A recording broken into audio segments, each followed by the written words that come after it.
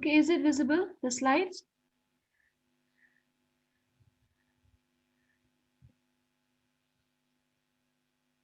Or is the slides visible? Yes, ma'am. Okay, so if you remember yesterday we have discussed about the various methods of recording. Can anyone tell me what are the main methods of recording?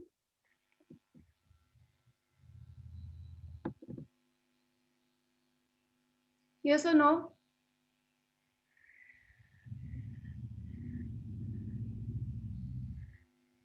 You forgot source-oriented recording. Yes, we have problem-oriented medical recording. Okay, methods of recording. Then we have charting by exception. Okay, computerized documentation. So these are the four most common methods where we can do the recording. Okay. So today we'll see with some of the common record keeping forms, means like what are the various type of forms which is most commonly used. Okay.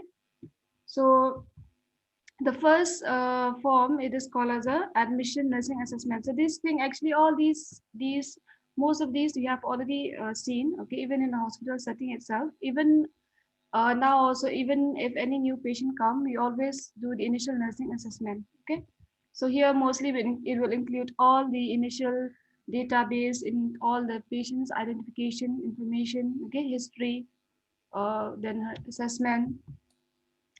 Then these all nursing assessment, in this admission nursing assessment, it is usually organized according to the body systems. If you must have seen, even in a hospital, we have different. They have also make it in this body system wise, in which we after doing we are going to do the assessment, as well as we have to fill up the physical examination based on the body system. Okay.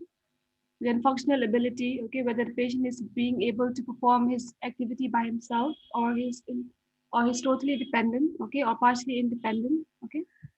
Then health problems. What are the various health problems? Then whether the patient is having any form of risk. Okay, so those also will be included in the nursing initial assessment. Then the model or type of healthcare setting. Okay, so these are the. So this is one example of one initial nursing assessment. Okay, so here also they have described the head-to-toe assessment. Okay, who conducted the level of consciousness, orientation. Okay, the vitals. Then and after that they are dividing the physical examination based on the head-to-toe. Okay, from head to the lower extremities, then the range of motion, okay, that is the functional ability, then overall general assessment, pain assessment, skill assessment. So all these, also it is one simple form of the nursing initial assessment, okay, so which we can do the recording. So the second type, it is a nursing care plan. This one, I think every one of you are familiar. Even in our hospital, we have already we have the ready-made nursing care plan, or we can just say also it is like the standardized nursing care plan. So even this care plan also two types. We have the traditional care plan as well as the standardized care plan. Okay. So this is one example of a traditional care plan which have been followed since before. And when we say standardized care plan, means these are those care plan which have already been prepared. Okay.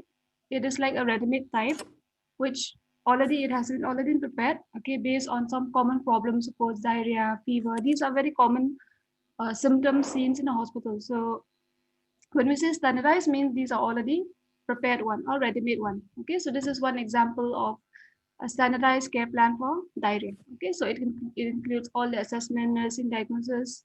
Okay, what are the outcome, means the goals, almost safe, interventions, rational, and evaluation. Okay, so the next forms, it is a cardexis. No, cardexis is somewhat similar to whatever we practice in ICU. If you see in ICU, in one big chart, okay, or one big form, we have it. We fill up everything there, okay, including the vital signs, medication, the treatment.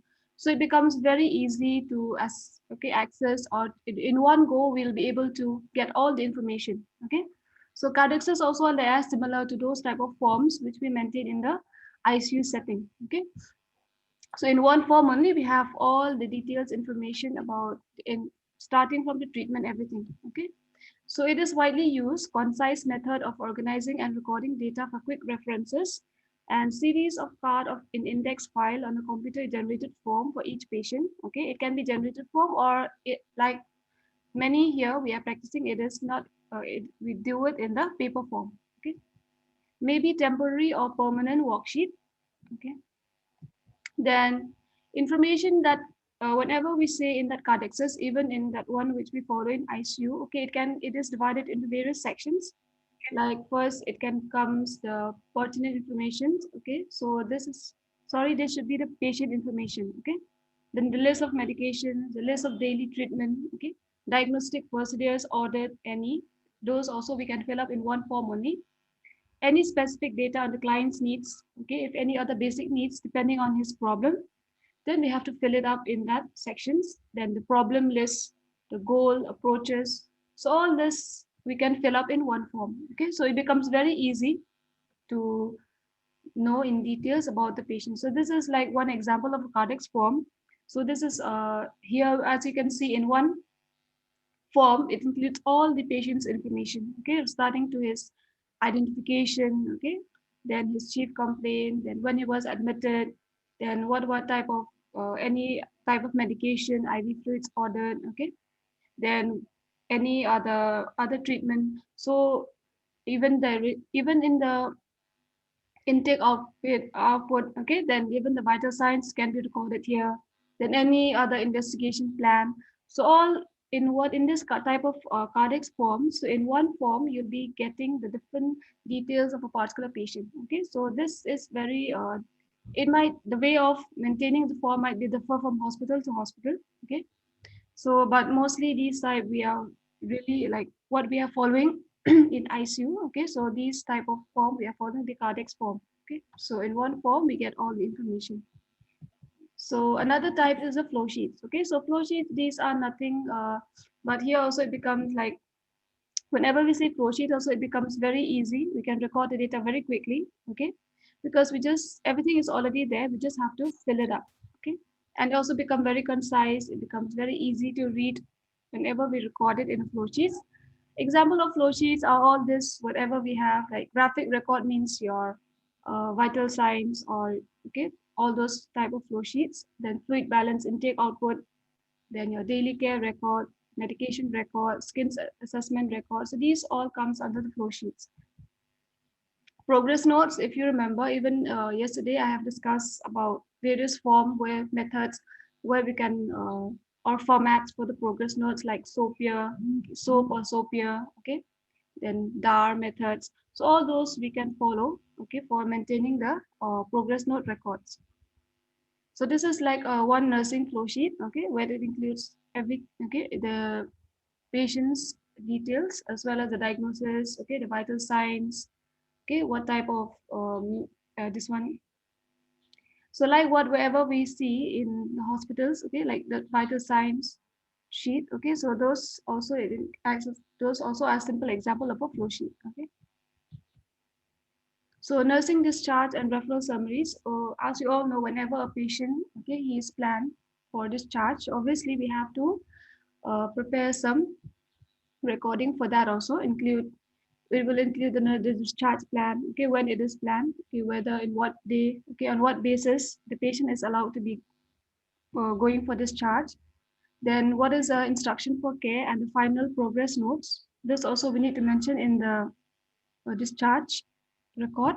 Then referral summary, if in case if you are planning the if the patient is not progressing well in that hospital, so if he needs further referral, then we need to fill up the referral summary. If the patient is being referred to any other hospital, then other than that, whenever we prepare any discharge summary, which includes all these details like description of the client status, okay, then any resolving health problems, okay, compared to the patient when the patient first come to the hospital, what are the other health problems which have been resolved, okay, then unresolved health problem which needs further treatment or further investigation, then what are the treatments being followed, the medication, okay, right, starting to the medication, then any other treatment, Then current medications the patient is taking from that hospital, then restrictions like diet restriction or movement restriction, all those.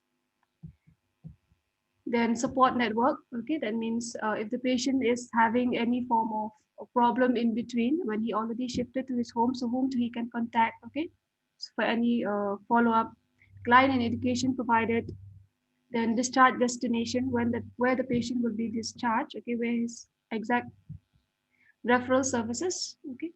So then any self-care functional or self-care abilities, then any this one is okay. So this is like one example of discharge summary, okay. It includes everything, okay, like what were the reason for discharge, okay, where the place he will be discharged, then if the patient required home care, because sometimes say there are some cases where the patient might be told, like for example a patient with stroke, okay, so continuously, like if a patient is a bit better he can also go for the can also go back home, but still even if he go back home he needs continuous treatment, okay. So for that he might need some help from the home health nurse or even the help from the family member, so all those instructions needs to be given before the patient is allowing the patient to go for the discharge, okay.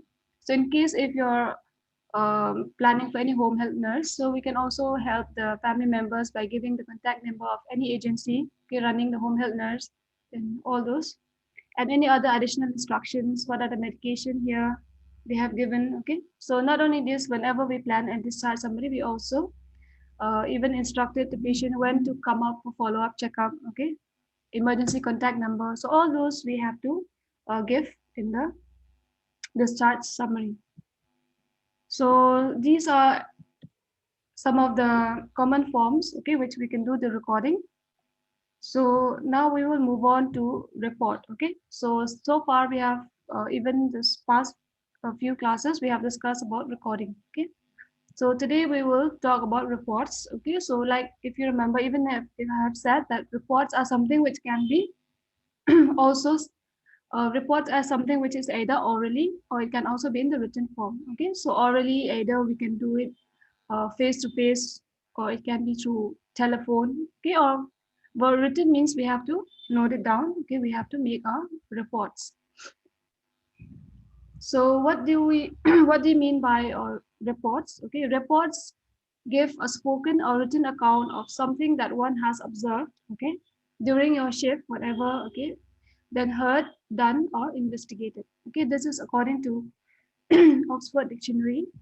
Another definition, it says reports are information about the patients either orally or written. Like, for example, time to time, we always give change whenever we finish our duty, we always give oral report, okay, to the on again to the next duty staff, or when we shift a patient, we give the transfer reports. Then time to time, we also take up the telephone reports. So all these comes under reports. So this was given by Sister Nancy. Okay, so these are the two definitions of reports. Then what are the main purposes of report? So the purposes of report and recording are almost same. Okay, first of all, it acts as a very important tool for communication. Then it also shows the amount, the kind and amount of services which have been already provided during a specific time period. Okay, so what care have been given, what more needs to be done, what further treatments, okay, needs to be done so that the patient's condition will be improving. To illustrate the progress in the teaching goals, it also help in studying the health condition, because time to time whenever we give a report or we uh, because especially whenever we give shift reports. So during those time also we'll be able to know what is the exact location of the client, okay, during that time, and later on after your shift whether your patient is a bit improving or his condition is becoming deteriorating. So it helps in learning about the health condition of the client, whether it is improving or it is still remains same. It also helps in planning, because based on whatever report you got, you'll be able to know, okay, so what are the current progress of the client, okay, so what are the planning which you need to do in order to improve his health conditions, okay. It also interpret the services to the public and to the other interested agencies. So these are almost similar. So these are some of the purposes of reporting. Not only these, you can also add up some point like which we have added into recording, like it also helps us in research. Okay, it also helps it acts as a legal documents. Okay, so all these are also very important purposes of why we do the reporting. Okay, so what are the types of reports? Okay, so we mainly have the oral report, okay, which we give during change of shift report, or we give orally, okay, that is face to face, or it can be through telephone. And the second is written report, okay. So the report commonly used in hospital setting, actually we have four main type. Change of shift reports. These reports we give whenever we shift, okay, whenever we finish our own shift. So we used to give our handover to the next staff, okay. So during that time we give this change of shift reports. Then we have the transfer report whenever the patient is transferred from one ward to another ward, or it can be from one hospital to another hospital, okay. So we have the incidents report. Suppose if any incidents happen in a particular ward which you are on duty, okay. So what happens? So whenever any incidents happen, so we always need to write an incident report, okay. So describing the incidents, okay, how it occurred, okay, who was at fault, no, this one, whether it is the patient is the one, okay, causing that incidents, or whether somebody else. So all those needs to be described with like proper timing, date, okay, and what was the after that incident happened, what were the follow up done for the client, okay. Suppose if the patient fell down from the bed, whether any after that incident happened, what were the follow up done for the client, okay. So whether what is the present condition of the client. So all those comes under the incidents report. Then telephone report, okay, time to time we always even suppose collecting the client's investigation report. Sometime during emergency we collect it through telephone. Even sometime medication also, okay, in emergency, during the emergency situation we took the telephone report. Okay, so legal reports mean these are all those reports which we maintain all for the legal purposes. Okay, so these are the most commonly used reports in the hospital settings. Okay, so the change of shift reports. So these, I think everyone is very familiar with this. Okay, so what are the points to be keep in mind? Okay, whenever we do any change of shift reporting. So first of all, we should provide only essential background information. Suppose if you're already familiar with the client, okay, if it's not your first duty in that particular ward, then you can just give a brief background information, okay, and make sure to give the essential one, okay, and identify the client's nursing diagnosis, okay, what were the present nursing diagnosis, and what are your plan, okay, based on the current health problems. So you have to prioritize the health problems and plan some nursing, identify the nursing diagnosis for your clients. Then describe the objective measurements. Means when we say objective measurements, something, for example, like the vital signs, when we, okay, like all those vital signs measurement, what is the current SpO2 status of the client, okay. So all this comes under objective measurement, which we can observe and which we can measure. Then share significant family members information, because in any emergency, whenever we need any form of help from the family members or in any emergency situation, so we need at least whenever we uh, share the shifting report, so at least we have to share some details information or contact information of the family members. Review ongoing discharge plan, okay, so whether the patient is planned for any discharge, if so when will be the discharge, okay, all those we have to see, okay. So then describe the instructions in the teaching plan, then evaluate the results, okay. So all those we have to give in the change of shift, and we have to be very clear on the priorities. This is also very important, okay. So suppose if the patient is having many investigations that needs to be done, but among all those we need to prioritize which is the most emergency one, or the most urgent one based on the client's health condition. So we have to prioritize all our activities for the client, okay. Then the next report is a transfer reports. Okay, so this it can be done when we transfer the client from one ward to another, or it can be from one hospital to another hospital. So what are the information which we need to include whenever we write any transfer report, or and whenever we give? Okay, So we have to, obviously we have, first of all, we have to give the client's information, okay, his name, age, who are the doctors seeing that particular patient, what is his medical diagnosis, what is his current health status, whether the patient is conscious, unconscious, semi-conscious, okay, whether he is able to perform his self-care activities, okay, whether he is currently at any risk for any on potential risk. Okay, we have to identify all those and we have to mention in whenever we transfer the client. Okay, then what is the current health diagnosis and the care plan? Then any critical assessments or interventions.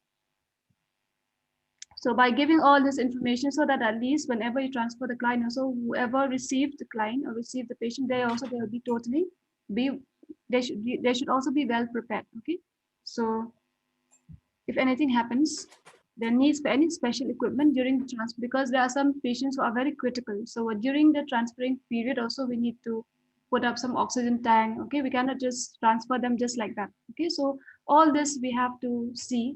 Or if suppose if the patient is being transferred to a particular ward, we have to make sure that whatever equipment, so suppose if the patient needs syringe pump, so syringe pump should be there in that particular ward, or oxygen should be there, cardiac monitor should be there. So all this also we have to give whenever we transfer the patient, all this.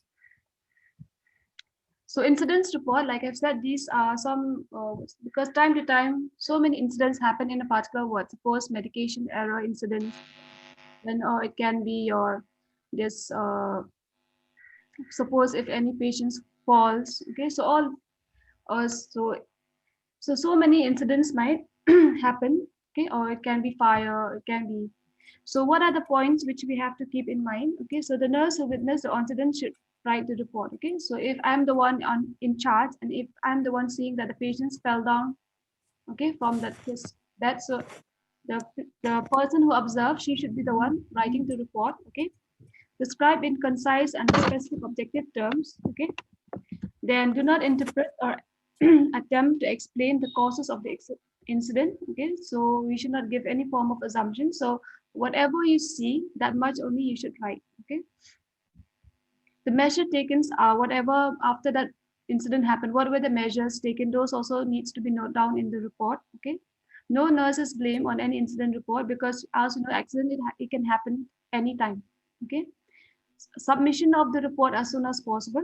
Okay, suppose if you are in that particular ward, immediately after that incident, you have to write the report and submit it to the nursing superintendent or the deputy nursing superintendent. So you have to submit as soon as possible, and no photocopy of the report, because these are all very legal documents. Okay, so this is like one example of an incidents report. Okay, we have the date, the time of the reporting, okay, the name of the employee, then phone number, okay, address, job title, then what is the incident date, okay, then what were the time of the incident, location of the incidents, okay.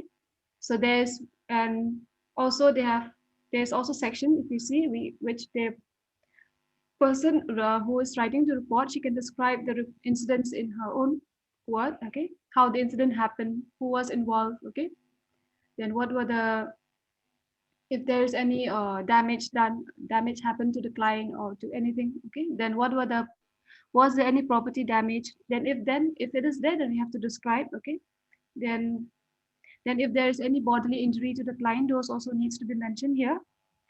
Then everything we have to note down, especially, and after that, who is the name of the witness? The name of the witness will be the person who writes the report, only suppose the staff, okay, so she can be also the witness, or if not, even the other or even the family members or the attendants, okay, they can also be the witness. Then after that, we have to give the this one, the signature, okay, and after you fill up all this, immediately we need to submit it to the higher authorities. Okay, so this is the example of an incident report.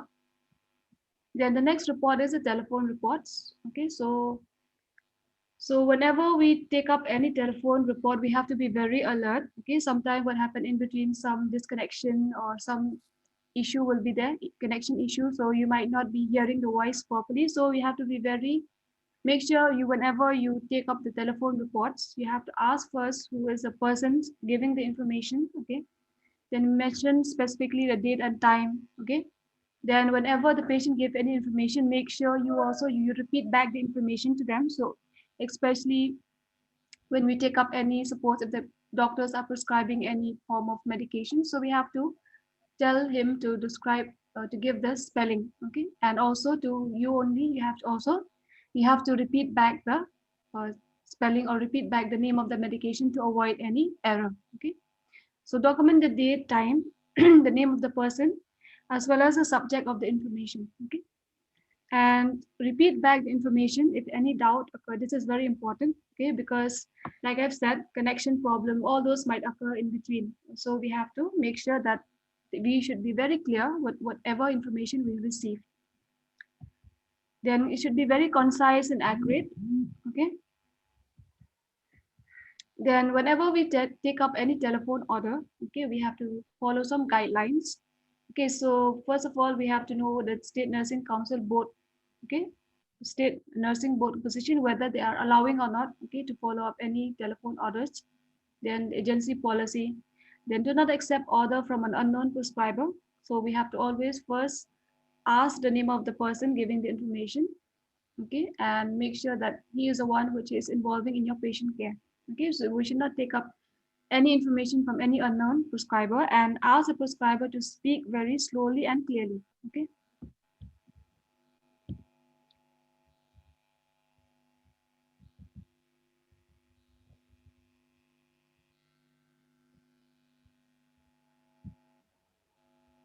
Okay, and we also ask the prescriber to spell out, like I said, if we give any medication name, we have to tell him to spell out the name of the medication. Then if you have any doubt, you can also question him, okay? So to avoid any form of confusion later on, and read the order back to the prescriber and write the order on the physician's order sheet and record the date, time, and we have to give a full signature. Okay, so these things are very important whenever we take up any telephone order. Okay, so the next, these are the legal reports. Okay, so some of the, actually whenever we say legal reports, as a nurse also, there are some guidelines which we need to follow in order to protect ourselves, okay, whenever any legal issues happen. So we have to protect first ourselves, okay? So during those time, so what are the, hello, am I audible? Yes, ma'am. Sorry, some disconnection, okay? So first of all, okay, so as a nurse, we should know, okay, our own scope of nursing education, practice, and job description. So that's why these things are very important, okay? So we should not do something which is out of a job description. If we are working as a staff nurse, we have to do our work as a nurse, okay? So we should not, so we should be fully aware of our own job description, okay? Follow the employing policy. Then we have to have a very good rapport, and we have to be very good, okay? You have to observe properly, monitor, okay, when, especially when you are on duty, okay? So or time to time you have to be observe the patient, okay, monitor the patient. Prompt and accurate documentation we have to follow. So whenever we document anything, if you remember the guidelines, we should always make sure it is always complete.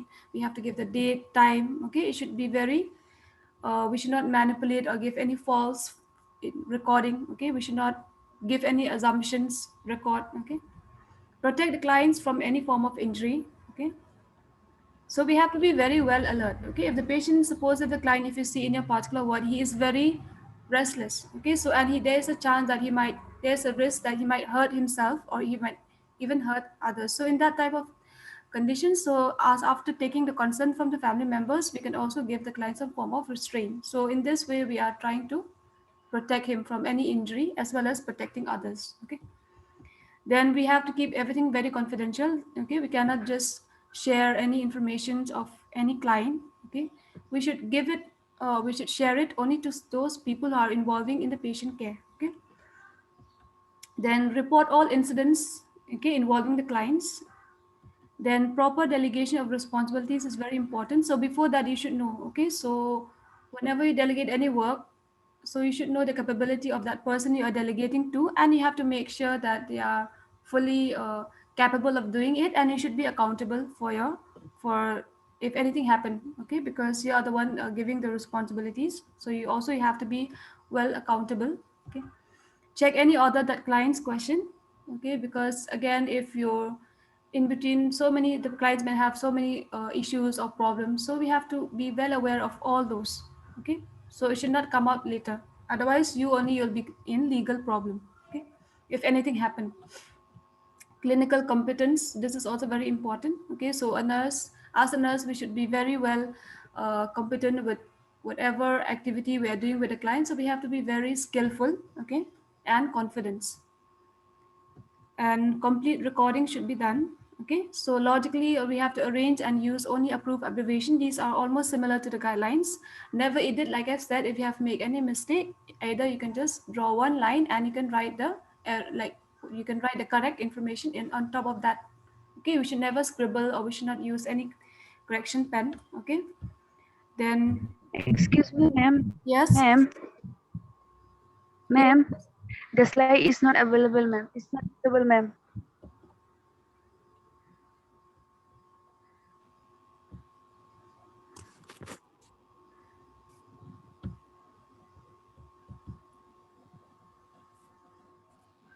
Okay, is it visible now?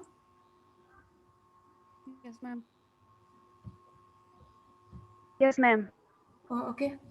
So like I've said, okay, so these are almost similar to the guidelines. So we should never edit or delete any documentation, okay. And also, if you remember, I've said we should never document for others. These are also very important. So whoever are doing that work, they should document it by themselves. Then clients identifying information to be written on each and every page. This is very important, okay. So whenever we take up any file, we have to make sure that every detail should be listed down, and on each and every page the number should be there, page number, or the client's name, his ID number, age, all this should be there.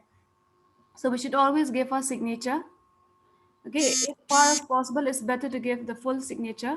Never leave any empty space. This is also, like I've said, because if you leave that, somebody might give some misinformation in between, okay. You are giving, like you are giving the chance to others to write some misinformation in between those spaces, so we should avoid that, okay. Never throw any wrong entry or documentation. So we should never write anything which is based on assumption, or we should never write something manipulating the information. All should, whatever, exactly whatever it is happening, so that only you have to record, okay. So these are some of the things which we have to remember in order to protect ourselves legally, so that if anything happen later, we will not be in trouble, okay. So this is about the legal protection for nurses. So I hope you all are clear, okay, with the various forms of recording, okay, those forms which I've shown, okay, cadexes, your flow sheet, progress notes, okay, then your nursing care plan. And also, we have discussed about reporting, okay, in which we have mainly two type of reporting. We have the oral and the written, okay. And the most common form of reporting used in hospital is a change of shift report, then your transfer report, incidents report, okay, telephone report, then the legal reports. And also we have discussed about the guidelines which we have to follow, okay, to protect ourselves from any form of this one, if any legal issues, anything happens, so those guidelines we have to follow in order to avoid all those, okay. So are you all clear? Do you have any question?